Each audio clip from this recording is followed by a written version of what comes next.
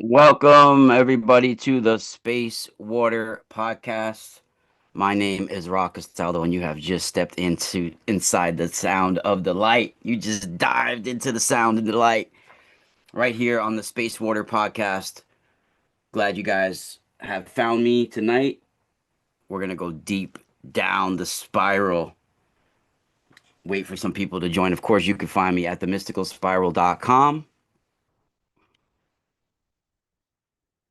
Let me see. Pull this up.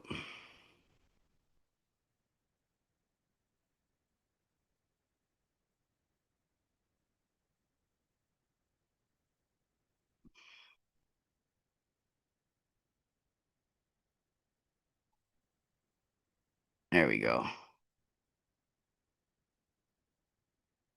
What's up? Magic Mike is in the house. I don't know how many people we got watching so far, but make sure you hit that like button and subscribe. You guys could get in my algorithm. And yeah, it's late. It's after midnight here on the East Coast, but we're going live. Waiting for some people to join in the chat. Let me know you're in the chat. You guys can donate in the super chat to support my work. Of course, you don't have to donate, but if you need to, if you want to support my work, you can definitely support my work in the super chat or at the mysticalspiralstore.com. We're going to go deep down the spiral of Shiva's Trident of Light tonight. Let me see if I could pull up.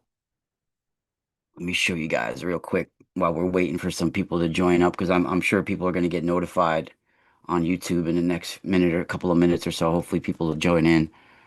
If not, we'll get started in a moment or two. Let me pull up the website to show you guys we got an exclusive deal here for everybody on the website. Um, for the next 24 hours, we got 22% off all orders over $45. Incredible deal because I already have prices on sale as it is.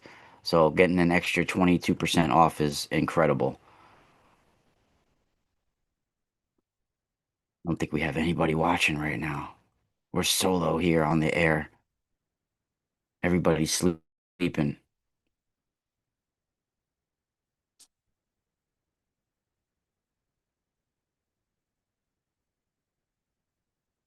All right, let me pull this up.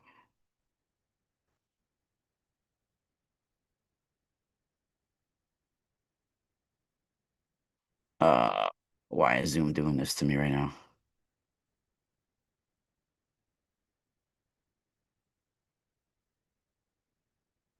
Here we go.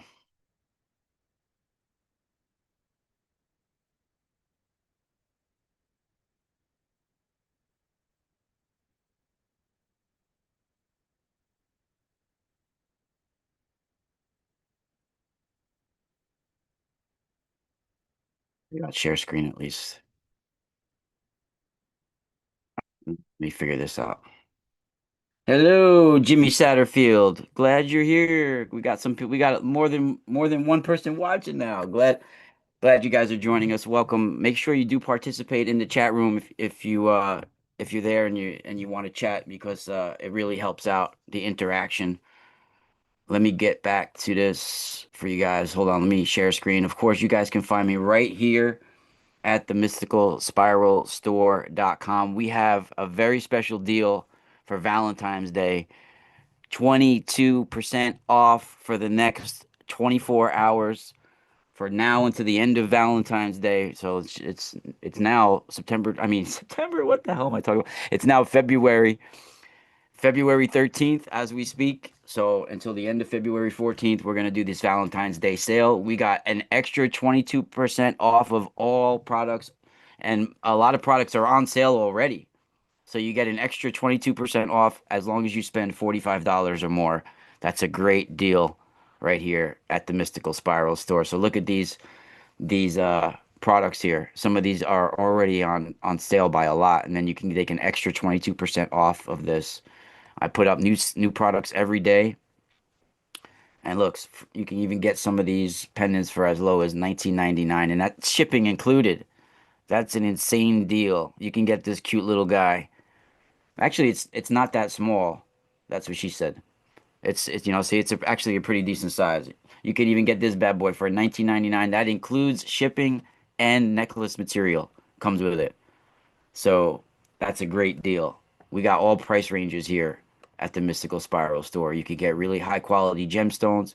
That's Arkansas quartz. Some of our most popular sellers are the opal gemstone with the royal cubic copper coil. These are just on incredible, incredible. Yeah, it's Friday the 13th right now, everybody. Friday the 13th. The Space Water Podcast is back where we dive into the sound of the light right here live on YouTube. Of course, my name is Castaldo, and this is the Space Water Podcast. We will be live tomorrow, Saturday, at 1 p.m. again with my buddy Gary Wayne. Remember, Gary comes on the second Saturday of every month. So this is the second Saturday in February. So Gary Wayne will be joining us. Me and Gary were just featured.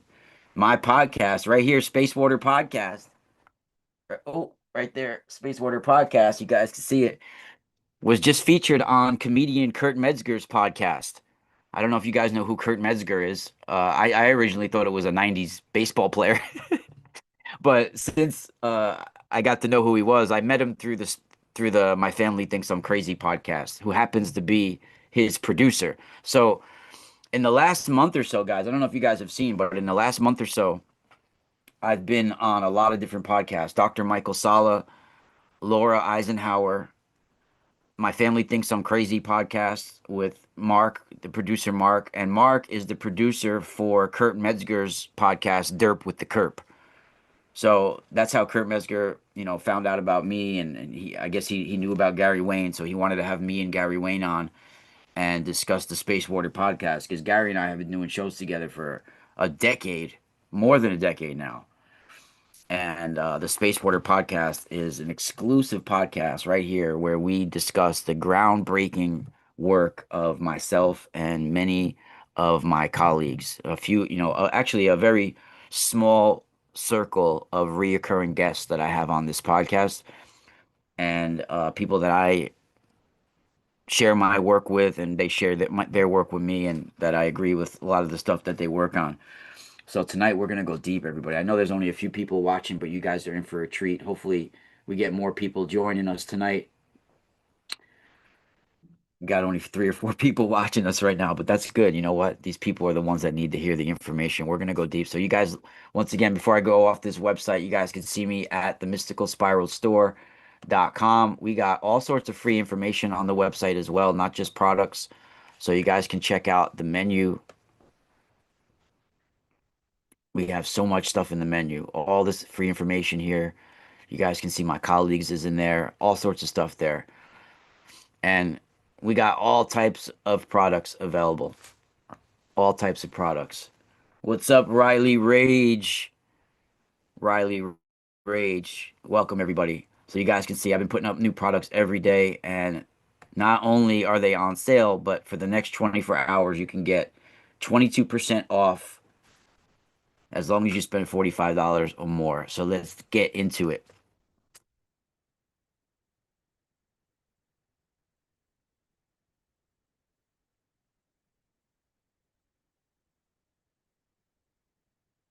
All right, everybody, welcome back to the Space Water Podcast.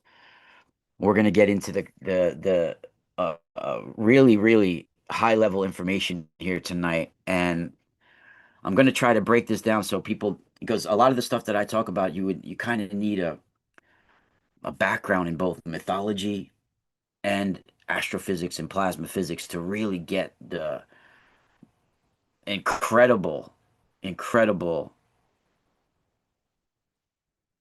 just I mean, when you guys realize how thousands of years ago they came into this knowledge without the advanced technology that we're using now because they were in tune with the light of the universe, right? Literally connected to the light in a whole different way than we are now. What's up, Monique, in the chat room?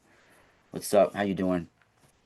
So, uh, if people are new to my work, I am one of the leading pioneers in discussing advanced plasma physics, heliophysics, and magnetospheric physics within mythology. And what that means basically is that planetary systems have a heaven around it, a swirling vortex of plasma of light, right? Like our Earth does, and that's our magnetosphere.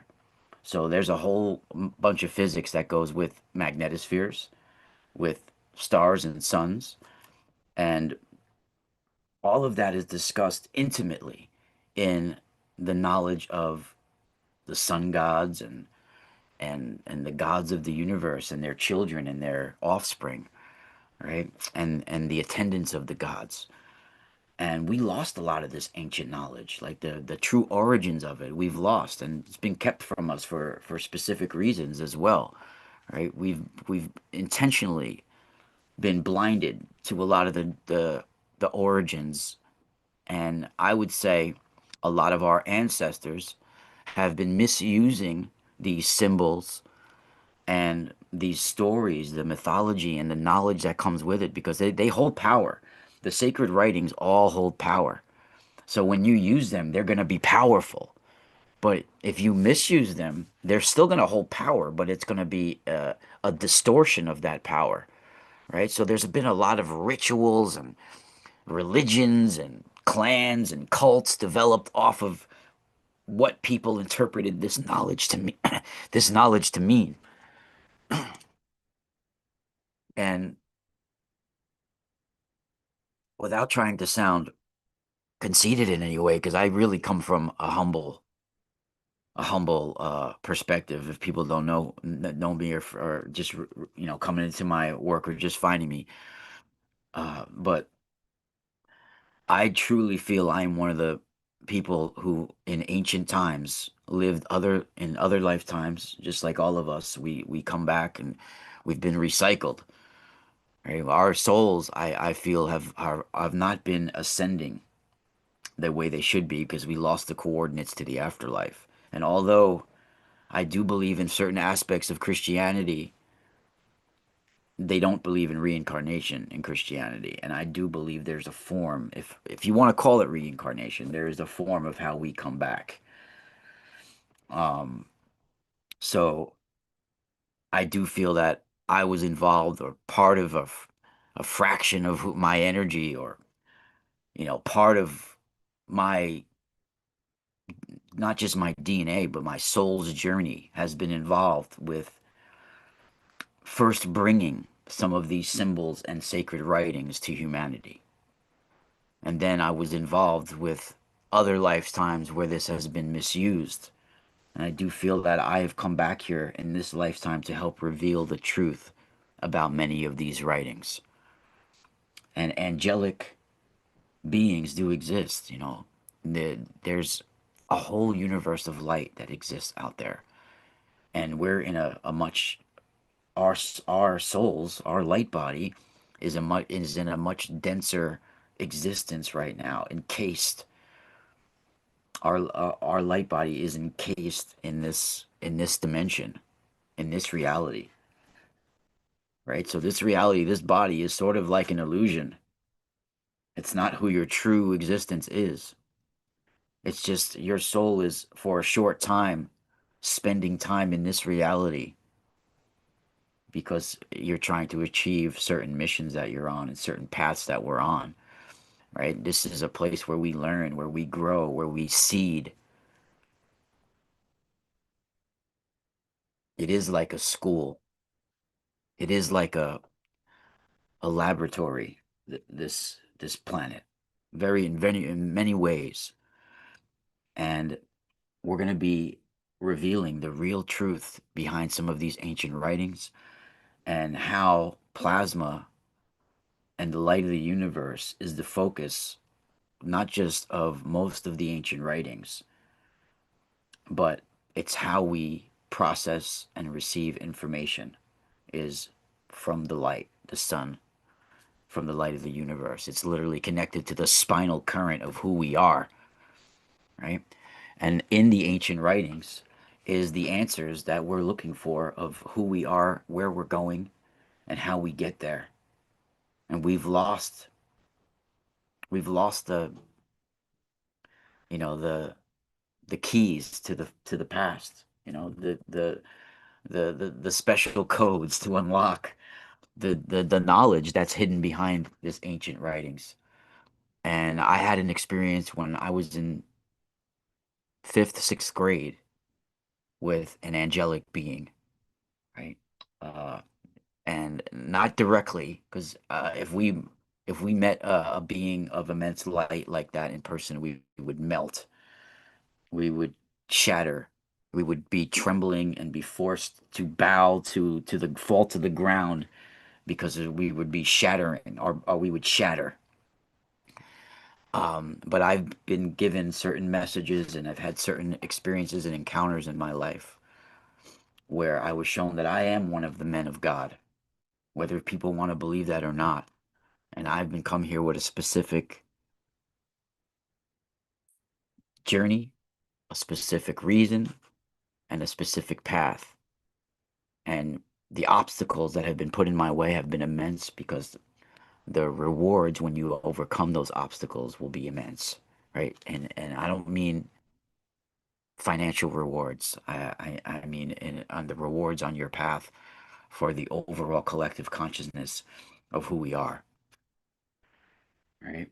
And yeah, I'll be on Leak Project again. I took a break from going on certain shows.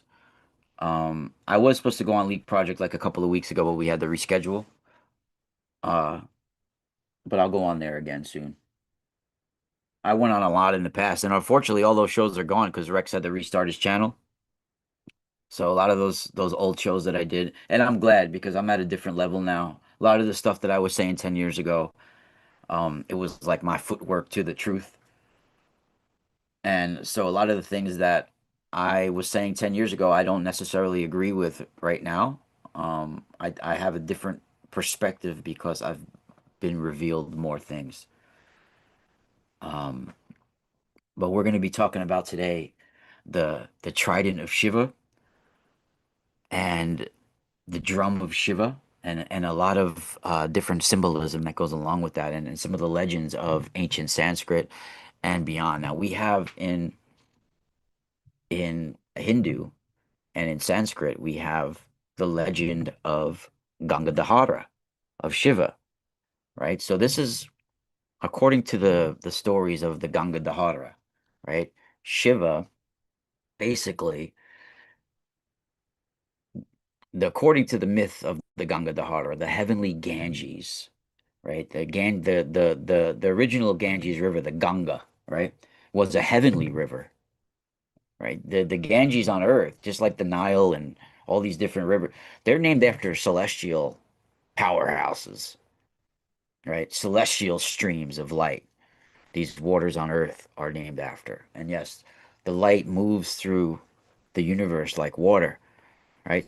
Hence Space Water podcast, right?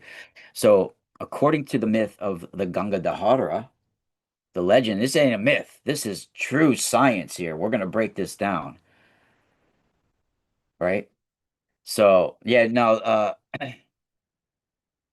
YouTube didn't wipe his videos. Rex decided to delete them all because it was recommended by YouTube because of a lot of, I don't know. Let him explain it to you. He deleted them, which I don't agree that he should have done, but because he got demonetized over a few videos, so he decided to just restart his channel and to get remonetized. So like I got demonetized before here, but I never deleted all my videos. I just got rid of a couple of ones that there was a problem with. Um but so the legend of the Gangadhara is about the heavenly Ganges, right? Where the heavenly Ganges was destined to come to Earth, right? Descend to Earth. But her force was so freaking immense, so strong that it was threatening, and it was going to basically shatter the atmosphere and strip away the atmosphere and rock and shatter the whole planet into pieces, right? So what are we talking about here? A heavenly river that's descending to Earth with her force so strong that it can shatter the planet, right? We're talking about a massive solar event, a massive, probably cannibal coronal mass ejection storm coming to the Earth, right? Now, Shiva takes his form as Gangadhara, the bearer of the Ganga, right? Literally, Shiva catches this heavenly river in his matted hair, his matted locks. They call it jata, right? So this heavenly river is coming towards the planet, about to shatter Earth and strip it of its atmosphere. But Shiva, his matted hair, which is basically how the solar wind moves. It moves like taffy, like matted hair getting pulled out, right? So Shiva takes his jata, his matted hair, and he catches this immense solar wind, this immense heavenly river coming towards Earth. He catches it, right? He catches it and controls it. And the story says that in the form of the Gangadhara, Shiva catches the heavenly Ganges in his matted locks, his jata, to control the power of the heavenly Ganga. And he contains it within his hair. And then later he releases it in these gentle streams to nourish the earth.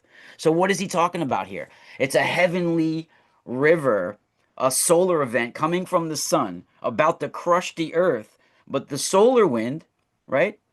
It's part of this coronal mass ejection, right? But the solar wind, it catches it. The magnetosphere is what stretches out the solar wind. So the solar wind not only is part of the immense force that's coming, but it's also part of the shield of our planet. So that solar wind, those matted locks, is literally the magnetosphere catching that that immense storm, and the magnetosphere stretches out like taffy, like matted hair on the night side, the magnetotail and everything. Now that is literally the Ganga Dahara, the heavenly river getting caught in the jata.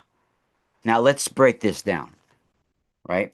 And let's break down the aspects of Shiva and what he's holding in these stories. He's got the trident, he's got the drum, right? So I brought some pictures here with you got from pictures. So we're gonna talk about the trident, right? We're gonna talk about the Trishula, it's called the trident, right? And now we're gonna also talk about we're gonna get into the Nataraj of Shiva as well. We're gonna get into this tonight, this morning actually.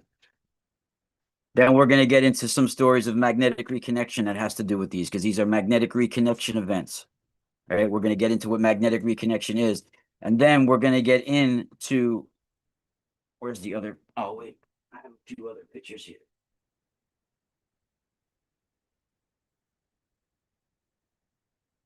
I might have to go in the other room and get them unless they're here somewhere. Oh wait, here. Yeah, here we go. All right, and then we're going to get into we got the Damaru of Shiva, the drum, right, which is the Z pinch coronal max ejection, the double axe, right? We're going to get into that. So we got the Damaru of Shiva, the Trishula of Shiva, right? We're going to get into that as well, because when you see this drum of Shiva and he's pointing to the middle of it right there, this is what you see here, right? The part of the star borning, the star explosion in the middle, and you have those double cones, those magnetic opposites, right? So we're going to get into that as well. And we're going to break down the heavenly river of Shiva and the various pictures that go along with it. Welcome, Jimmy Satterfield. And of course, everybody support my research if you can, even 99 cents to support my work. I'm trying to publish my book, and it's not easy doing it solo. So you guys can support my work right here in the super chat, or go to the mysticalspiralstore.com. You can donate in PayPal. You can donate right here. And if anybody wants to donate $50 or more, you will get a gift package from the mysticalspiralstore.com. And you could become a supporter of my work I will include you in the writings of being a supporter of my work, and we can actually share work together. And you can join my research at patreon.com/the mystical spiral. You can join for as low as $2 a month. You could join for free on Substack or even pay to join on Substack as well. I put up free information all the time on YouTube here. You can also subscribe here on YouTube as well. Be a member on YouTube. Now, that Damoru, we're gonna get into the Ganga Dahara story. Don't worry. But that Damoru, since I brought it up, that part. I know there's some people that have talked probably about it before, like Thunderbolts of the Gods and stuff like that. But and they do some good research. Some of it lines up with mine, but you can't let your research get dogmatic. And in my opinion, they're becoming a religion of their own, their research, and that's never good. All right. I will tell you when I change my mind about things and I get shown certain things, and there's certain things about myself I can't reveal here.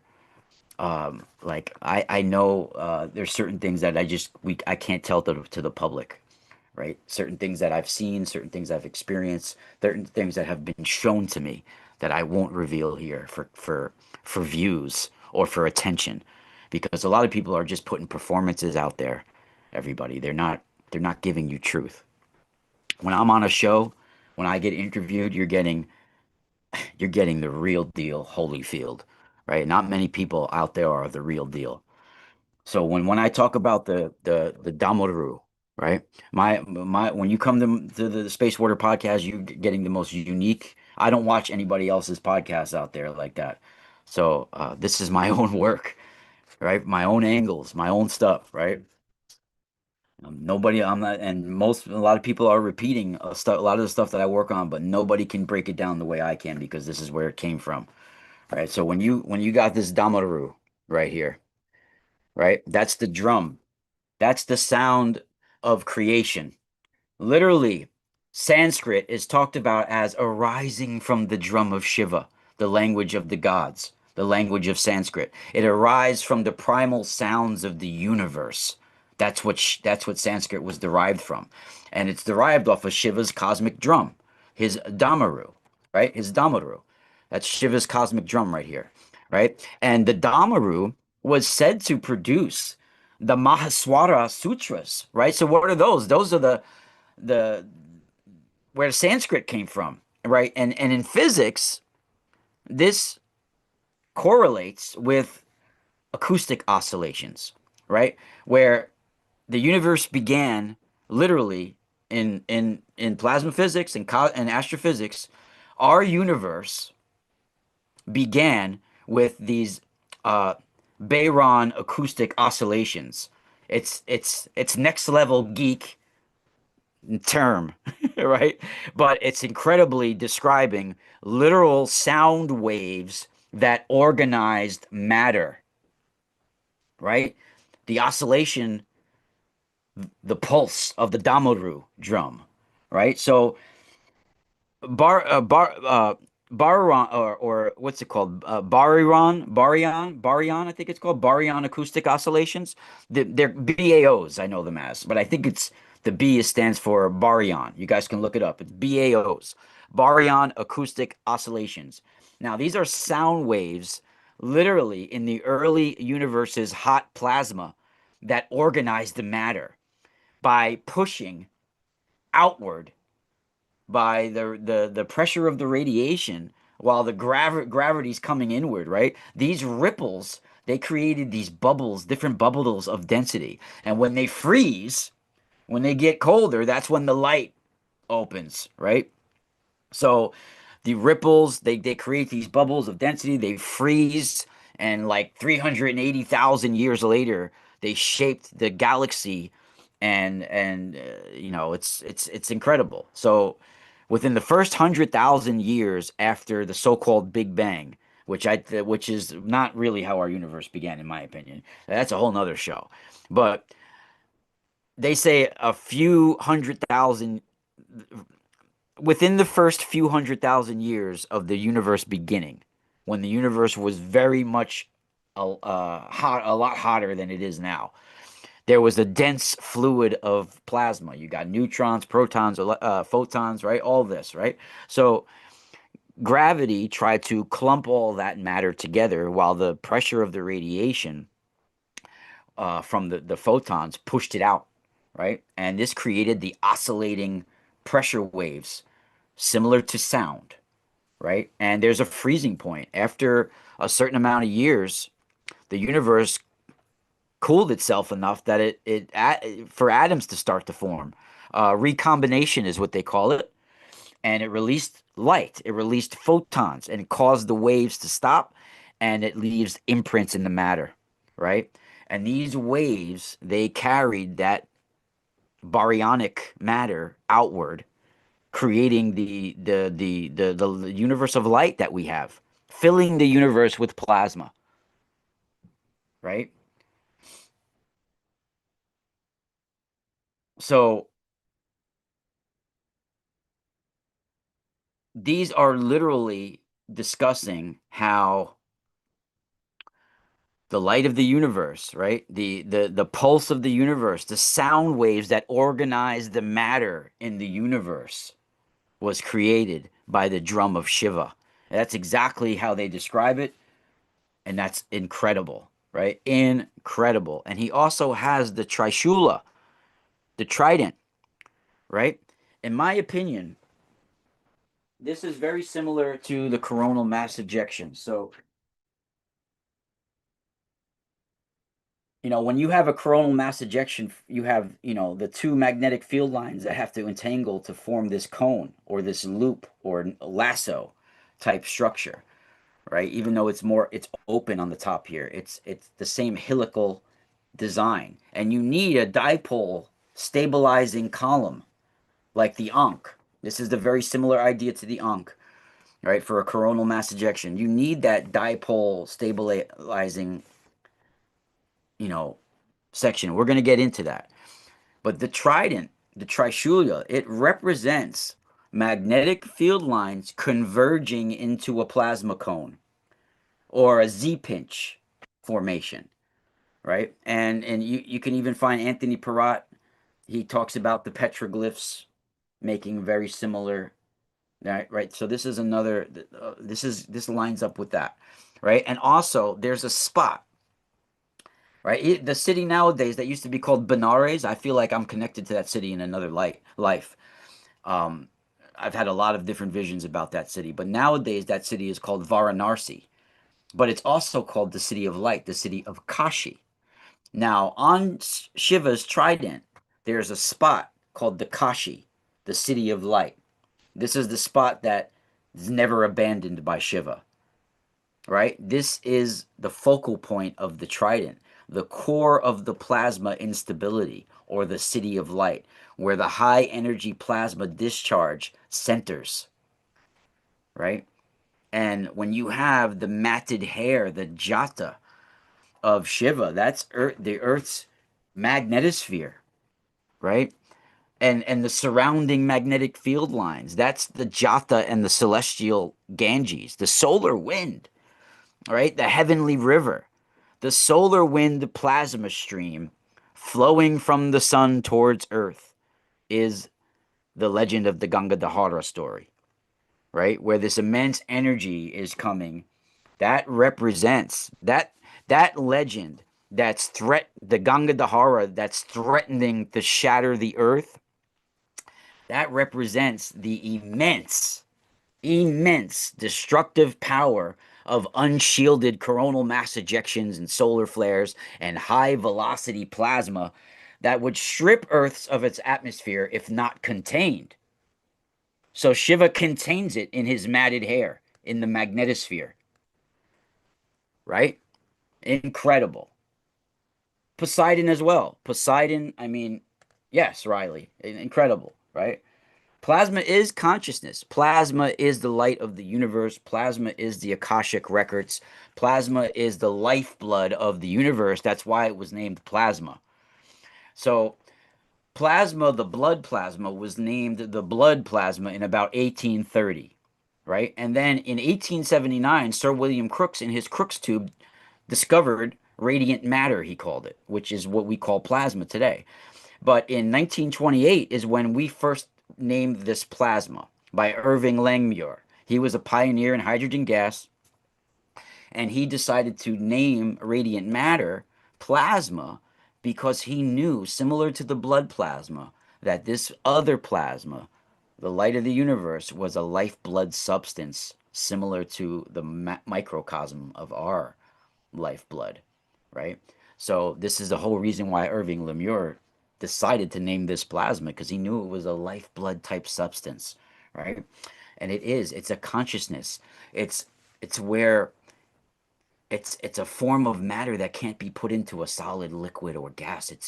It's free flowing and sentient, and structures can form in it to to transmit the light and ascend the light and send it throughout the universe, right? And it's a beautiful, beautiful way of relaying how the universe works and how science and spirituality are fused together. How our energetic bodies, the weather of humanity, is connected to the weather of the universe, and mythology portrayed this, right? And they described it in the most beautiful ways, right? We were connected to it in the most beautiful ways. And when you have the magnetospheric shielding of the Ganga Dahara, Shiva catching the Ganga in his jata, this is the magnetosphere catching the solar wind, slowing it down, deflecting and trapping the plasma in the Van Allen belts, right? Describing it perfectly. And he's controlling the power. The Earth's magnetic field acts as the matted hair, the taffy, breaking the force of the solar river, preventing direct catastrophic impact on our planet, right? So that is an incredible story. And the Ganga is then released in these gentle streams to the earth. And plasma is channeled along these magnetic field lines towards the poles. So it's like the gentle streams that they're talking about is the auroras and the life, the atmospheric nourishment that is taking place. The Ganga is released in these gentle streams. It's the plasma that's channeled along the magnetic field lines. They're hitting the poles, right? And the auroras are the visible light show resulting from the plasma colliding with the upper atmosphere, the nourishing light, right? And it gives life sustenance. The magnetosphere, by not just filtering the solar radiation, but it allows for the development of complex life. It converts violent energy into usable, stable conditions, right? And this is where the faint young sun paradox comes in, right? The early Earth, like, so for people that don't know, the faint young sun paradox describes how literally our Earth, life started on our Earth from early coronal mass ejections and comet bombardments, right? The early sun was weaker, but plasma activity, Ganga's flow, the heavenly Ganga of the story, was different. The Jata, the magnetosphere, might have completely functioned differently, perhaps even channeling more energy, holding even more denser plasma inside its environment. That helped heat the early Earth, explaining how life thrived despite a cooler star, right? Because it was much colder, that star at the time.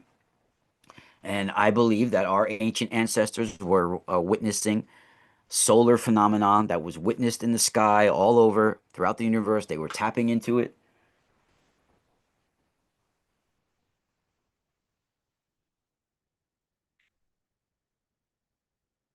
Byron, yeah, you got a new plasma TV and it felt evil. Yeah. Well, there's artificial plasmas that we can create in the lab and on Earth. Like you can get like one of those plasma balls and you got real plasma, space plasma. But when you have basically a lot of, even here, like when you see Shiva and his Nataraj. I mean, this is talking about plasma stability, right?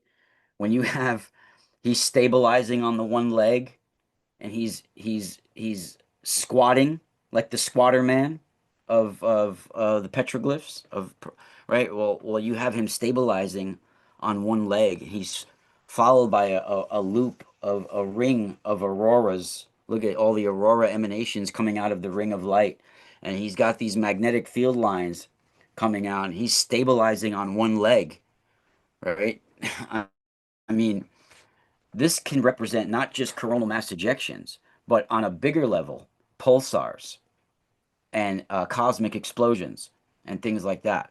And this is the dance of creation, sustenance, evolution, and dissolution and rebirth. This is the cosmic dance of creation and destruction. How stars are born and reborn and destroyed and rebirthed, right? All of that is described in here. And when the Nataraj is also the Tandava dance as well. We're gonna get into all this tonight. We're gonna do a pretty long show. We're gonna get into it. So you guys also can support me right here in the super chat, and I'll try to answer some of your questions. It's funny how people like me who give out incredible, life-changing information here. I don't usually get people throwing super chat money in there or asking questions and putting down a couple of dollars or a dollar to ask. But then you get these other channels where you got these donks talking about nonsense and people are asked, here's $50 to ask him like what kind of belly button lint you have in there or what. It's stupid. It's like ridiculous. But I guess that's the way the world works. So my thoughts, I'd rather not comment on other people like David Icke. I'd rather not comment on my thoughts on him. I mean, I'm sure he has some good things to talk about. I'd rather not comment on other people though. Who or what does plasma consciousness come from? If you do believe in God, it comes from the brain of God. It's birth, like the light of the universe. That's a good question. Where does it come from? You know, the light is consciousness. It is the thoughts of God. It is the brain of God. The universe, in my opinion, is the brain of God. Well, they use that Nataraj symbol outside of CERN. Yes, because what is CERN doing? They're using magnetic fields and introducing plasmas into magnetic fields. They're colliding, right? They're representing what the universe does, star collisions and all of that. I mean, so they're opening up doorways. And that type of when you try to replicate parts of the universe in a lab, it's very dangerous. Very dangerous. And it breaks cosmic law, in my opinion. It breaks the principles and laws of the universe, right? So when you got Ganga Dahara story, right? In my model, we view the Earth as not just an isolated rock, but it's protected by this complex, flowing, living plasma entity that we call a magnetosphere, right? Very interesting, right? We got all sorts of sacred knowledge in all mythology. It's about the language of the adepts has been lost. And I do believe I have that language in my blood. And it's up to us to use it appropriately now because it's been misused in many ways. Rituals made, all sorts of religious cults made after misinterpreting the knowledge. Really bad.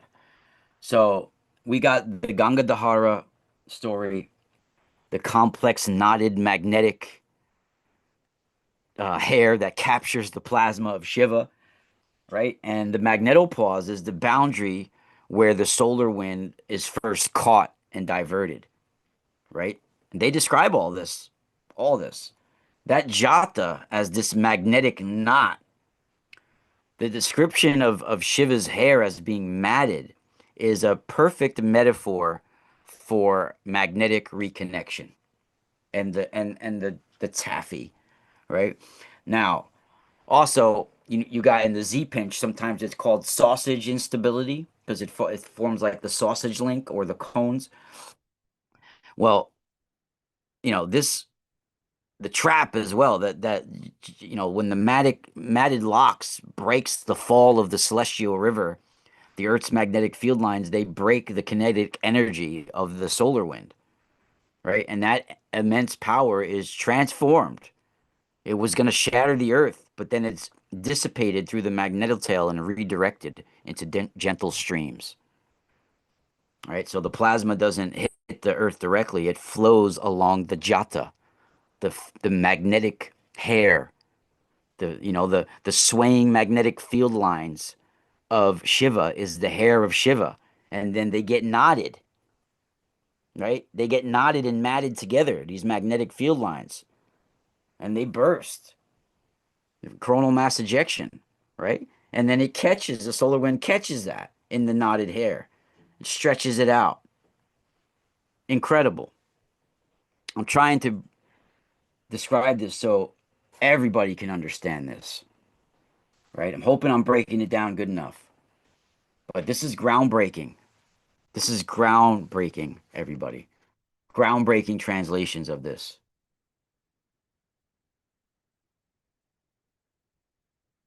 What's up, Riley?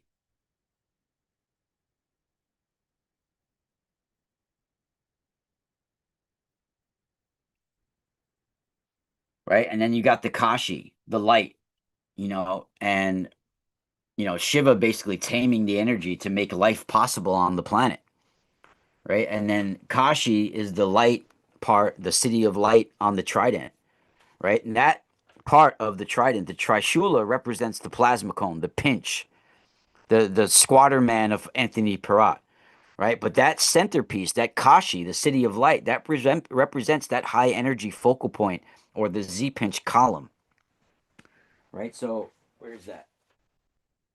Where did I put that? Where did I put that?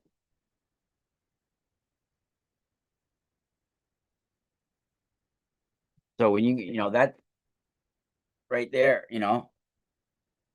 so when you have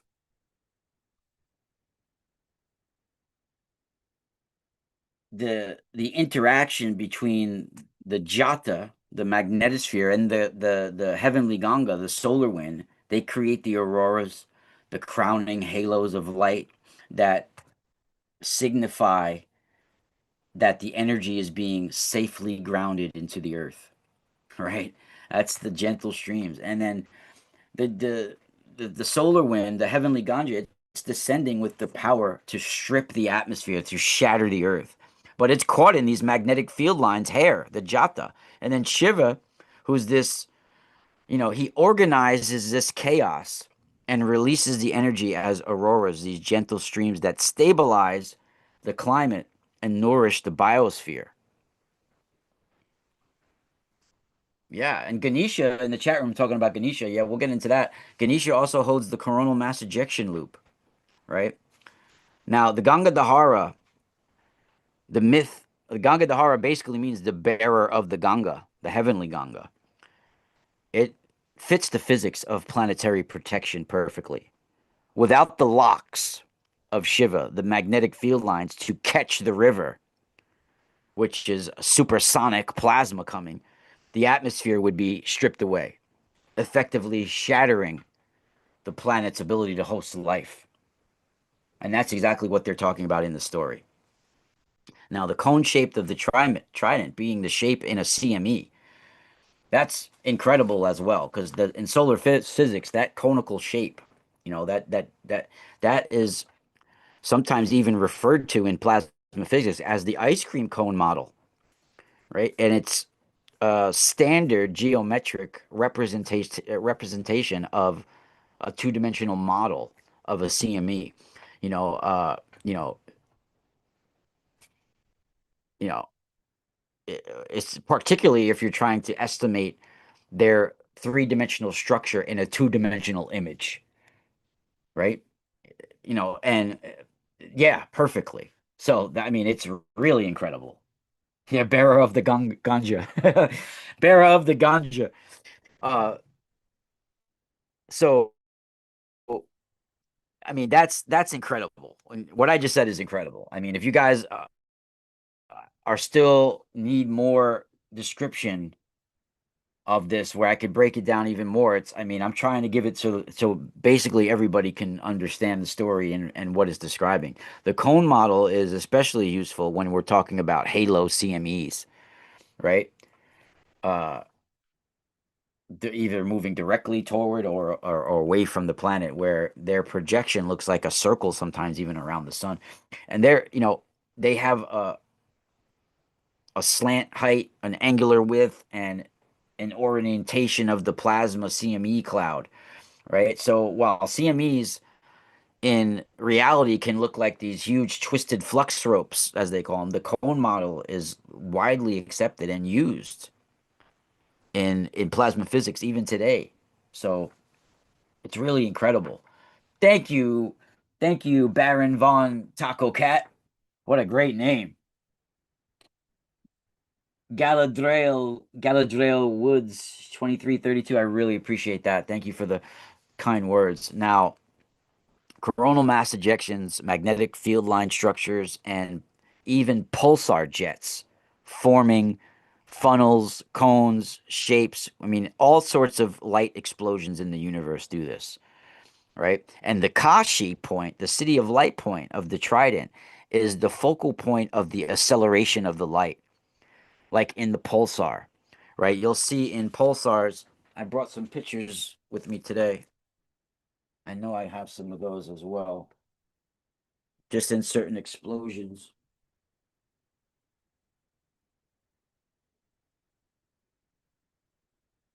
For instance, like what we have here, like the Butterfly Nebula and certain nebulas as well. Just certain things, and you have I have the other examples, like you have the Crab Nebula pulsar, the Vela pulsar. They have these this is the Butterfly Nebula here, right? But you also have, which this right here is the Damaru of Shiva, right? So what you see here is the Damaru of Shiva, the cosmic drum, where stars are created and reborn, right? That's the double axe as well. You see how this looks like the double axe? You have the double axe of Gilgamesh.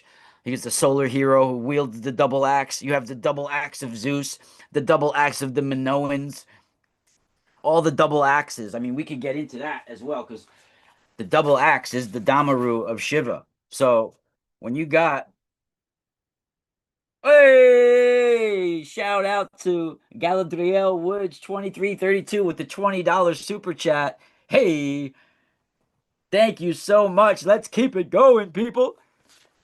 So I'll reveal knowledge as long as you guys return the energy. Beautiful here. Thank you so much, Galadriel Woods. I really appreciate it. It really helps out. So when you see that double axe, you'll see that in a lot of solar imagery.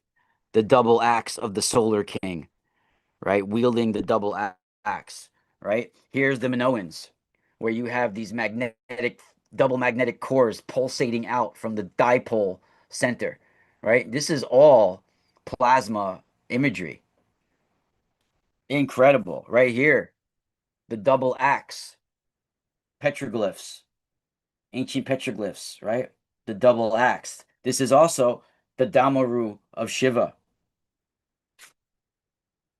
These are other variations of the coronal mass ejection on coins, right? That double axe is also, right. You got the that's the double axe, right? You got the Z pinch in plasma physics, which also is the double axe, right? This is also why you see Shiva in those pictures,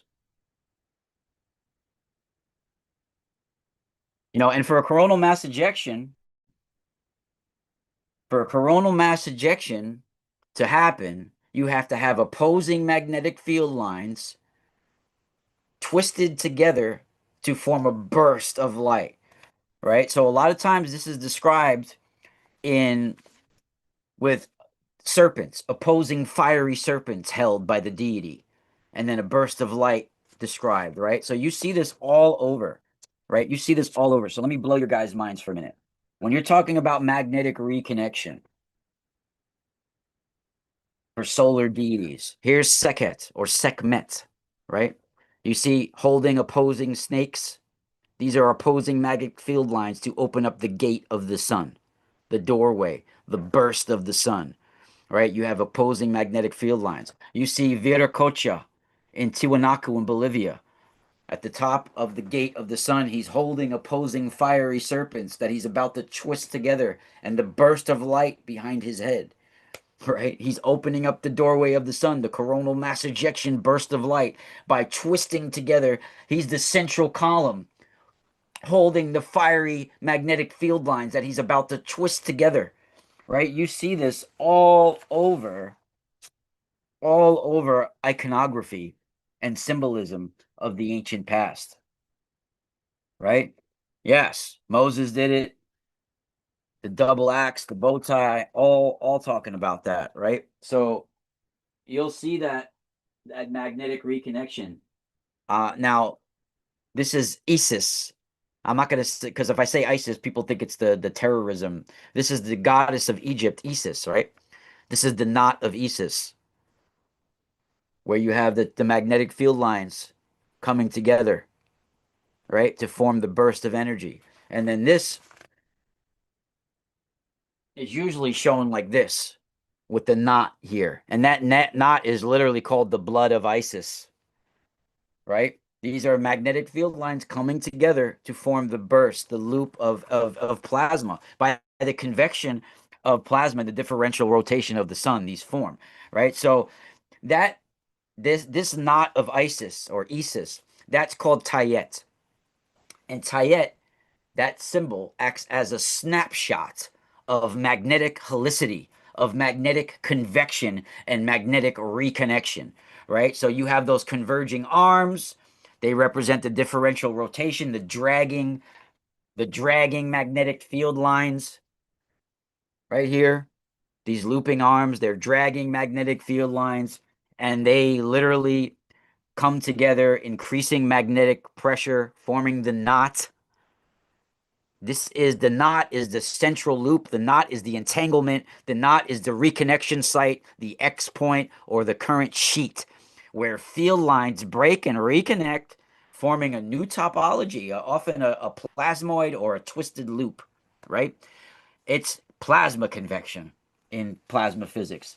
The snake staffs, fiery serpents, opposing serpents. Sometimes you have Horus standing on a lion or a crocodile with opposing serpents. They call it the Horus chippy. The Metternich stele is a good example of a Horus chippy, right? These and the column that you have, with the Ankh as well, you have to have that straight, stable column that represents the magnetic field that's anchored, right? And it holds a steady, low energy dipole configuration, right? And you need stability before release. It represents the magnetic tension uh, that resists the twisting of the forces, the convection, until the critical point is reached, right? And that is in Egyptian art. It's the iconography of it is incredibly precisely accurate. It's perfectly mimicking a stable field line structure and everything that happens with that, right? It's incredible. Yeah, I actually make onks with the spiral in the center on my website, brother. I actually make that. I'll show you. What I have them here. I actually make those. I'll get it. It's put away right now. But if you go on my website, I actually make copper onks with the spiral in the top. Oh, I'll show you an old one I have here. So I twist these out of copper. I don't know how new you guys are to my work, but I actually make copper things like that. Look, here's a copper little ankh that I twisted with the spiral in the center. It's interesting that you said that.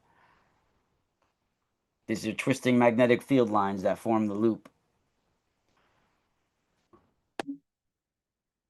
Really cool. The rod of Asclepius. Exactly. That's another example. You have the rod of Hermes, right? So uh, staff of Hermes as well. So let me show you guys. I have to go to my. Let me pull out my work. I know I got that somewhere here. You guys, I'm sitting on my book. I have all these folders of all these chapters in my book. So you guys can see right here. This is the Gate of Sun in Tiwanaku. And you got magnetic reconnection in Egypt.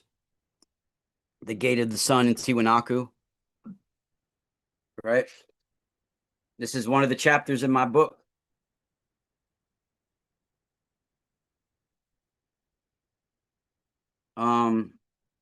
Let me see if I have.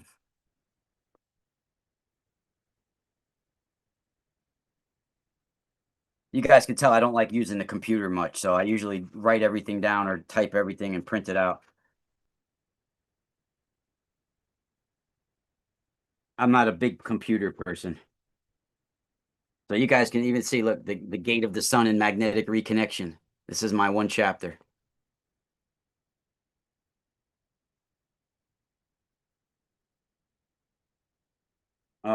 So here's another example of magnetic reconnection in Egypt. So you have the opposing serpents, the opposing fiery magnetic field lines being twisted together to open up the doorway or the gate of the sun. The coronal mass ejection, right? And this is the Ankh of Egypt, of course, the coronal mass ejection, or the knot of Isis. And you have here Zeus, the staff of Zeus, shown next to a coronal loop, coronal mass ejection.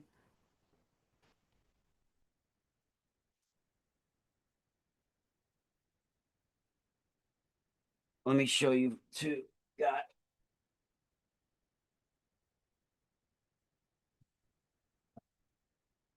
all these are look, these are all filled with chapters from my books. Look at this. All this. All these are all different chapters, each one of these packets. Incredible. I don't know where the staff of Hermes was though, but I'll show you what it is right here. Um, I have a letter opener of it. Somebody gave this to me as a gift about 30 years ago. So this is a letter opener. This is the staff of Hermes. These are magnetic field lines twisting. It's duality. It also can represent the coronal mass infection. It also can represent the caduceus, right? It also can represent the DNA, right? But in my opinion, it's opening up the doorway of light, the solar wind. You got the solar wind, you got the dipole stability, and you got magnetic field lines that are twisting and tangling to form the loops, right? And Hermes is the messenger of the sun. He's the one who takes the light of the sun and brings it to Earth. So the context tells me that this is originally a solar symbol about magnetic field lines twisting and entangling to form magnetic reconnection. This is a magnetic reconnection event, right? Now, when you have that gate of the sun in Tiwanaku, my established model that I've been doing of magnetic reconnection, also with the Bes of Egyptian and the He symbol of Egyptian that you've seen. The Tiwanaku gate of the sun in Bolivia is, you know, I'm connecting a cross-cultural, sophisticated description of solar plasma physics, specifically magnetic reconnection, coronal mass ejections, and magnetospheric dynamics, right? The gate of the sun is is opening up a doorway of magnetic reconnection, a doorway of light at that spot. And the iconography of it is incredible. You got the central figure, the staff god, Viracocha, right? And he's got these opposing staffs or serpents. And he's described Viracocha or even Ayramara, the weather god, Thanupa as well. They hold two implements that terminate in a serpent or sometimes a bird motif, right? Or head. And this represents the opposing magnetic field lines, or in plasma physics, the flux ropes, right? The deities grip on them, on these dual staffs, mirrors literally mirrors with precise accuracy the twisting or pinching required to trigger the reconnection, to open up the burst of light. And then you see the rayed headdress. He has the rayed headdress behind him, emanating from the deity's head. You have 24 sometimes or more rays of light that terminate in anthropomorphic heads, right? Pumas, condors, different types of, and they burst or plume effect with the plasma filaments and everything. I mean, it's perfect.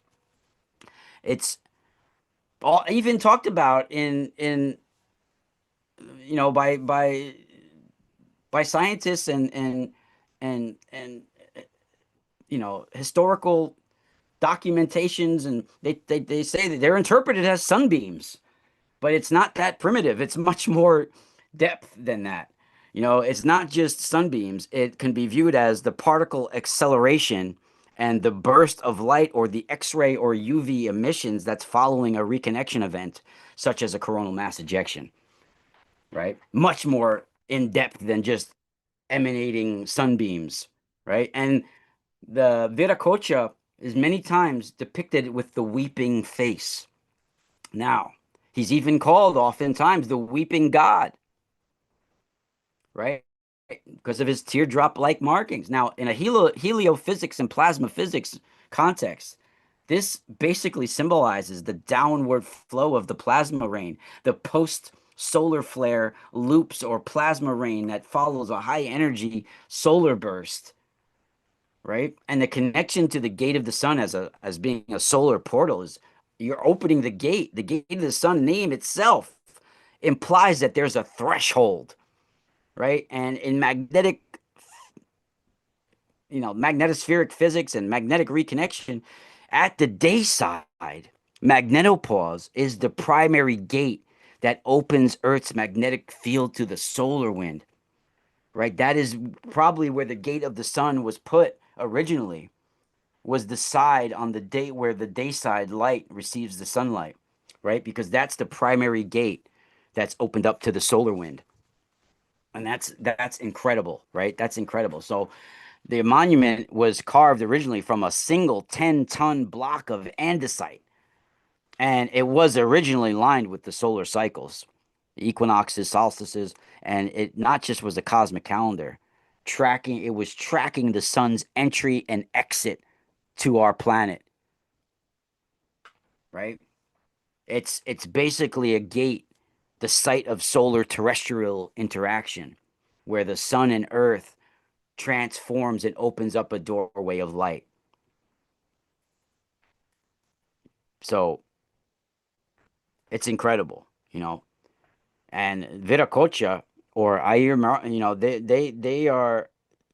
they're solar deities, right? The terrifying force of the sun, even. It's incredible, right? And you got two staffs. They're literally called lightning bolts as well, or thunderbolts. And I mean, it's incredible. And the archway, the threshold, the magnetic X point, the reconnection site, all of that is in there. The plasma rain, the rayed crown, all of that is incredible. All of it. It's just insane, right? And you have not just in Tiwanaku and Bolivia, but I mean, this is cross-cultural. I could show that in so many different cultures. So many different cultures, right? Now, let's get into some questions. If you guys have got some questions too, we're gonna get into it. Yeah, see, like the Tesla coils is the closest thing that I've seen to my discovery or rediscovery of the Ankh being the coronal mass ejection is people saying that the Tesla coil, because Tesla coils form the arc of electromagnetic energy, right? So that arc that forms in Tesla coils is a microcosm of the arc that we see that comes from a coronal mass ejection. Right, even if you have like switch failures at a power plant or something like that, a lot of times there'll be an arc of electricity in the air that happens, right? That's what happens, these form. Freeman Fly, I haven't heard from him. Yeah, I was on his show like 10 years ago. Freeman Fly. I haven't heard from him since. Yeah, I was on his show a long time ago, like in 2015 maybe or 16, somewhere around there. Or 2017 maybe it was. Might have been 9 years ago. It might have been 2017 I was on his show because it was right around the time of the Great American Eclipse. I think that's what I was discussing on his show actually, if I remember correctly, is the Great American Eclipse. Yeah, it's been a while. I haven't heard from him since. I've talked to his uh his producer a few times since, but I haven't heard from him since. Apparently, he doesn't want to interview me again. Oh well. I didn't even know he was still doing a thing. I didn't even know he was still doing a thing. Freeman Fly. He still does a show? Yeah. Rex is cool. I've known Rex a very long time. But his channel has changed. It's a little different now. It's more like political and they talk about different things, but I'm gonna go on soon. It's just to be honest, I didn't really think he was all interested in having me on again. Even the times that he booked me, it didn't seem he was like true interested in the book me. I had to like push it. So I was like, you know what? Fuck him. You know? So yeah, I don't go on a lot. I've been going on more shows recently, but there was a time where I wasn't even agreeing to go on some people's shows, you know. So I don't like the way sometimes I'm portrayed or a lot of times I don't know. It's just I have integrity. So there's certain things that people do that I don't agree with sometimes, and like the way they title their shows or how they treat people or things like that. You people don't see what goes on behind the scenes and how people are cutthroat. And uh for a community that's supposed to be spiritual, there's everybody's like at it's like competition. You would think we would all be colleagues to find the truth. And instead everybody wants to be the one with the information instead of they want to be the one who's right and said it first, right? Fucking lame. But yeah, that's why I don't really like to talk about people because like in all honesty, there's not too many people I like and agree with out there. There's a few of them, but I come from a different background. Like, I grew up around men like a lot of the people in this field, they don't conduct themselves like the men that I'm used to. Like I grew up in a combat sports world. Like I first was a wrestler in school and played soccer and then I went into kickboxing and Muay Thai and like I grew up around a lot of men that were humbled and I was humbled by these men because I was a punk kid.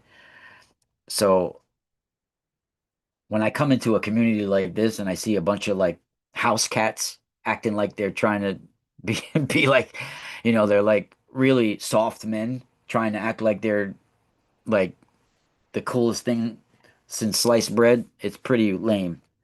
It's pretty pathetic. And you got people like on Ancient Aliens, they play experts on TV. They're not real experts. When I speak alongside those people, some of them come up to me and be like, "Wow, like you're really an expert. I just play one on TV." And people from that show has actually said that to me before. So a lot of it out there is for entertainment. People need to realize that the disclosure community is mostly for entertainment. It's $1 billion a year business. It's a business. So there's not many of them that's saying truth. Yeah, I know Matt. I haven't talked to him in a long time. We did an interview together like 10 years ago. But he kind of just follows Zachariah Sitchin stuff and I'm not really down with the Zachariah Sitchin information. I think it's not real translations. It's like a novella. It's not the way translating Ugaritic text works. It's just like yeah, I don't like the Zachariah Sitchin information. I think it's bogus. So, and most of LaCroix is about that. At least it was when I talked to him. So,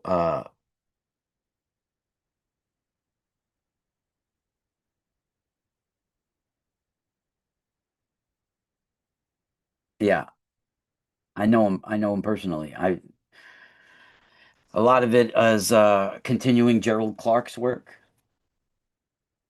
right? And a lot of that comes from Zachariah Sitchin. So doesn't mean he's not a nice guy. I'm just There's a lot of people's work out there that I don't pay attention to because I don't pay attention to nobody else's work out there for real. I watch when I watch things on like YouTube or whatever, it has to do with like Muay Thai and kickboxing and combat sports and things like that. Yeah,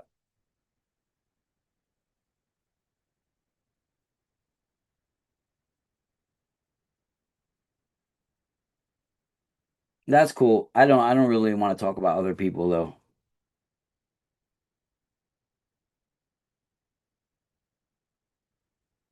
Well, I did an interview with him, and he told me that Zechariah Sitchin's work is probably 90% accurate in the interview.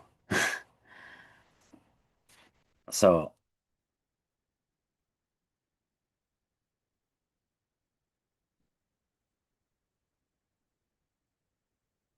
yeah, I grew up in combat sports, especially, and if you guys look at my channel, MMA, I've interviewed some combat sports legends that I know personally.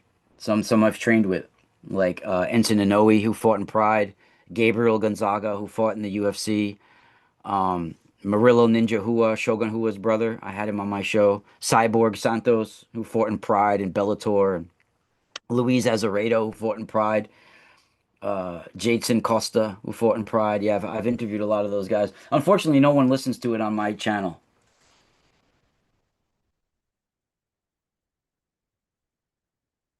Yeah, he must have changed his mind a lot. Yep. I do like Matt though. He's a nice guy.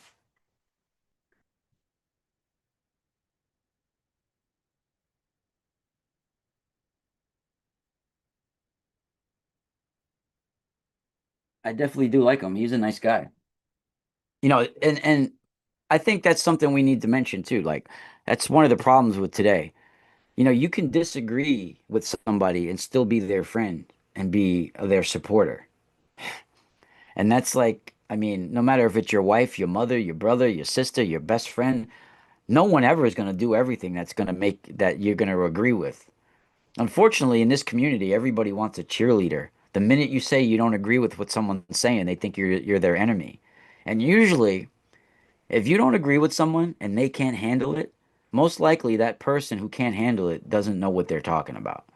Because if I'm saying something and you don't agree with me in the chat room or wherever, that's fine. As long as you're not like calling me names and being outright rude, that's different. But if someone doesn't agree with what I'm saying and they want to like intelligently debate it in some sort of way, like, hey, I don't really agree with what you're saying. I think this. Well, that makes me happy because like now I get the opportunity to prove my depth on the topic of why I think what I think on so-called topic that we're discussing, right? So if I say so and so and you don't agree with so and so, well, now I get to show you why I think so and so is true. And I get to prove my depth on the topic. And sometimes when you're forced to go beyond what you thought you would have to talk about and someone challenges you, now you get to really learn things about yourself and you find new discoveries sometimes. If someone doesn't ever have a debate or never gets challenged, then all they want is cheerleaders. Most likely they're full of shit. Say it just like that. Right? If you all you need like and from my own personal experiences speaking at conferences, being at being with a lot of these people that are in the public or on these TV shows, most of them can't handle being challenged. Almost all of them. The minute you say you don't agree with them, they go off the handle. Even if you say it very nicely and intelligently and show why you think something different, they can't handle it. They want cheerleaders, right? So that right there should be a warning sign. If someone can't handle adversity, right? Adversity is what makes you learn in life. You got to be wrong a freaking million times before you get it right and before you learn it. And I think that's the problem with nowadays. Everybody, because everything is recorded, everybody's been 24/7 put on the spot, and they don't want to be challenged in front of the public and made to look stupid, right? But if you, that's because most people that are out there talking on podcasts, they shouldn't have the platform that they have because they don't know dick, right? It's true. So when they get challenged, they can't handle it because they really don't know what they're talking about. And that's the case with a lot of people out there, you know. So I could care less if someone don't agree with what I'm saying. I've spent 30 years coming into the conclusion. So if someone wants to talk about, hey, I don't agree with what you're saying, well, we can go on for hours to describe it. We can go over it. And I could give my long list of receipts of why I think it is what it is. And if you still don't agree, that's fine, you know? And I've been wrong many times in the past, but then I was shown certain things by the universe because, like, just because I had an interest in things and I started researching them doesn't mean I'm going to get the truth about them. But then, once you start living your life and you go to war for this knowledge, literally go to war, the things that you're working from, the obstacles get put in your way and you still go for it. You're still plugging away. That's when the universe starts to pay attention to you and starts to reveal things to you, right?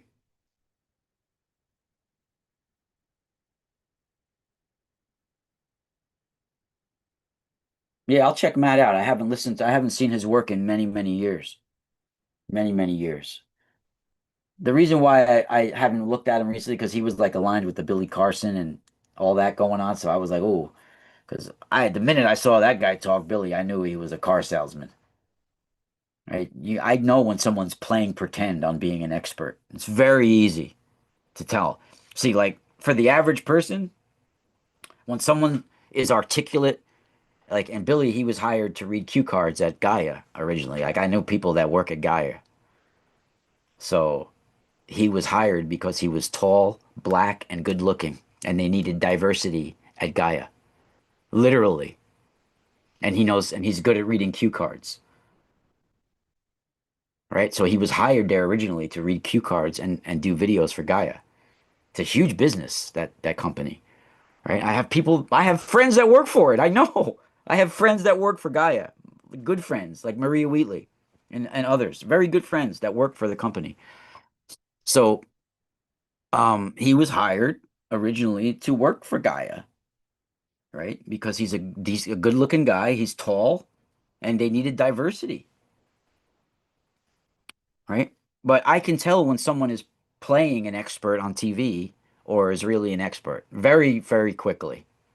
It's very easy for me to tell because I've been doing, when it's, well, I can tell when someone is speaking about certain things that I know about, like music. I'm a musician. I'm a martial artist. And when it comes to mythology and plasma physics and things like that, ancient writings, I've been doing all of that for 30 plus years. So when someone speaks about the Bible or speaks about ancient writing, Sanskrit, I know right away if they really know what they're talking about within a few seconds, few minutes, right? It's not hard. So, and I got criticized a few times. That's why I don't like talking about people because like certain times people had asked me, like what you guys are doing in the chat room. I don't just start talking about, but you guys ask me, what do you think about this person? What do you, so I'll mention it. I'll talk a little bit about it if you guys ask me, but in reality, I've said this about other people. And then when I've said it, people are like, oh, you're just being a hater because they're popular. And then fast forward a couple of years when they get exposed, then people are like, oh, now the guy's a piece of shit. Yeah, well, that's why I don't like calling people out. Let them expose themselves. But I've been in this community since 2012. Stayed in the background a lot, but I had radio shows for many years and been on shows for many years. I know I people think I'm a little younger than I am, but I'll be 50 years old in 2 years. I ain't young anymore. I'm almost a half a decade. I mean, I have a half a millennium. I mean, I'll be, almost 50 years old, So I ain't young, you know. I've been around. I've been through a lot of life experience, and most people that are in this field that I'm in, I've been through a lot of life experience, more life experience than them. Like I not only am book smart, but I went through the streets. I went through juvenile detention. I went through group homes when I was younger. I went through county jail as an adolescent and as a young adult. I went through a lot of hard times. I survived the streets of New York City and the streets of Los Angeles all by myself for a few years. So, not only that, but I went through a lot of trauma when I was younger, and I went through combat sports and did a lot of things that helped make me get out, the rage that I had in me and different things that I had in me that I needed to work through, to fight. I had a lot of demons to fight from just from things that I went through and things that I saw and things that I experienced that I was too young to understand. A lot of things. I don't talk about a lot of the things that I've went through in the past, but those that know me, truly know me, that see these videos know what I've went through. And me speaking to you guys about what I'm speaking to you now, about the topics I speak about, is an absolute miracle that I'm still here and being able to do what I do. Because at one time, my family and those that knew me didn't even think I would live past 25. I have many friends that are dead, and a lot of things went wrong as a teenager in my area with my group of friends as well. Really incredible, incredible time that we lived in.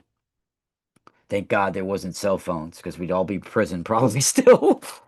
But yeah, I'm definitely doing what I was meant to do here, right? And we all got to go through war in life to find things out about ourselves. We all do. And I was one of those kind of people that I don't just, do things because you tell me. I got to be taught. I got to be taught like, I have to go through things myself. So I grew up hardcore. I grew up pretty hardcore. So it's different. Kids are different nowadays. Things are different nowadays. I was still born in the 70s. So when I grew up in the 80s, things were a lot different. Things were a lot different. Like I have a daughter, she's 8 years old, and the kids now today is just it's a different. They're just different. There's a lot of things that it's just a different world. Everything is record. Everything's like it's horrible. It's horrible the way people are growing up now. You know. Yeah, dude. No doubt. Yeah. Yep. I was driving a forklift there at the time. Yep. Yeah, I was born the same year, 1978. Same year. Same year I was born, 1978. I was born July 1978.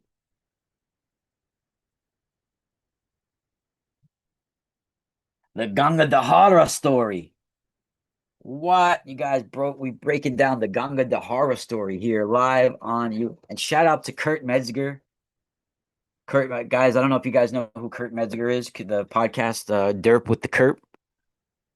But me and Gary Wayne were just recently featured on the Derp with the Kurt podcast. He's a pretty famous comedian, actually. Kurt Metzger. He was just on Joe Rogan's show last week. I think it was a week ago now. Yeah, a week ago, about a week or so ago, a week or 2 weeks ago. I was on the Derp with the Kurt show. I don't know what the hell that means, but I was on the show. It's hard to get in. Oh, I didn't get to talk that much because basically Kurt just rants, and you got to jump in between his rants. But it was pretty funny. He to me he looks like a cross between Rob Reiner and Rodney Dangerfield, right? But he's a cool dude though. He's funny. But yeah. Yeah, he's on the Jimmy Dory show. Yeah, my wife knows that. I don't know who Jimmy Dory is either. I didn't know who these people were. Guys, you be real, I don't watch nothing out there. I don't know anything about political. Like you guys, the work that I do, I'm so immersed in it that I don't know who like Jimmy Dory is and all these other people. Like my wife had to tell me who he was. Like when they told like when Kurt Metzger's producer contacted me about going on Kurt Metzger's show, I thought Kurt Metzger's name was a baseball player. I was like, oh, he sounds like a baseball player from the 90s. I had no clue who he was. Yeah. Yeah, I was just on his show like a week ago. Kurt Metzger. Derp with the Kerp, it's called. Me and Gary went on it together. And yeah, in the last month or so, I went on a lot of different shows. Laura Eisenhower's, Dr. Michael Sala, few of them I went on, and I always go on a typical skeptic podcast. And for guys, you if you don't know, if you guys haven't already gone to my website, uh, yeah, Natural Born Killers was crazy. That part he played was sick. That's his best acting though, right? Yeah, go upstairs and make sure you're clean. Because when I come up there, you won't see my face for an hour. That is a crazy. That is crazy. Yeah. Beef, man. 50 pounds of beef.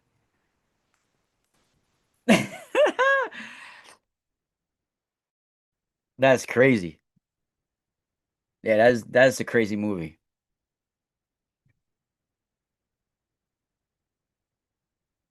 All right. Where's that meat man cocksucker?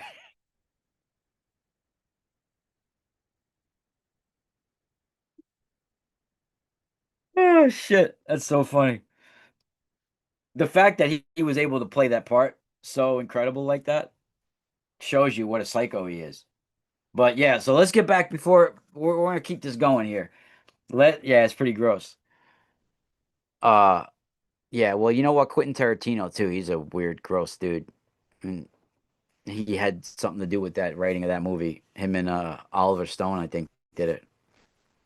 That movie came out when I was in high school, so like me and my friends literally ate shrooms and went to go see that movie when it came out.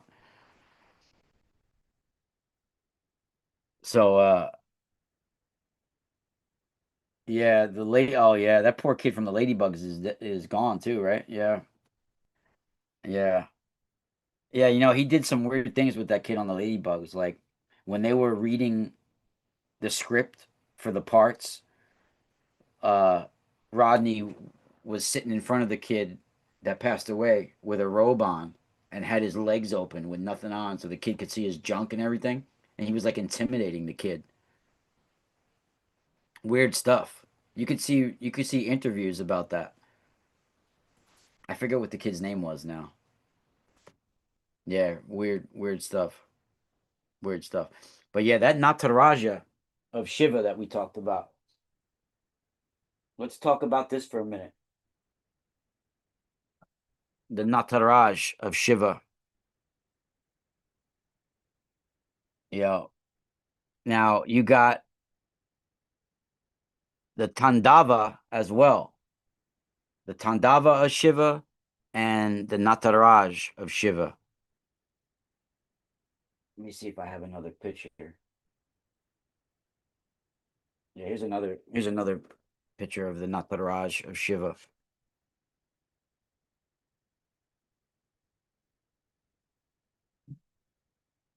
Let me see. Man, I have so much here.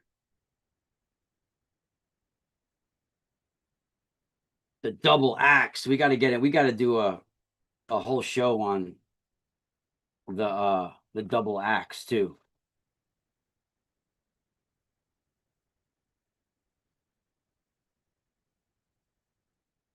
Yeah, we'll do a show on the double axe as well. But yeah, Jonathan something. Yeah, you're right. Jonathan something was the name.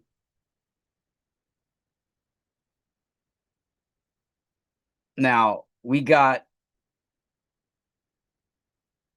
Now we talked about the the trident of Shiva's, the Trishula. Yeah, Jonathan Brandis. That was his name. Yeah.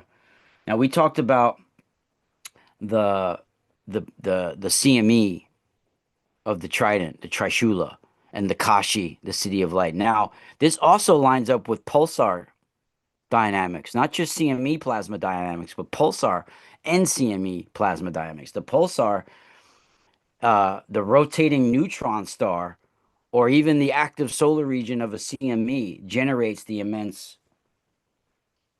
magnetic energy and plasma, right? The magnetic field lines forms that funnel cone, the jet structure, the pulsar wind nebula, or the coronal mass ejection, right?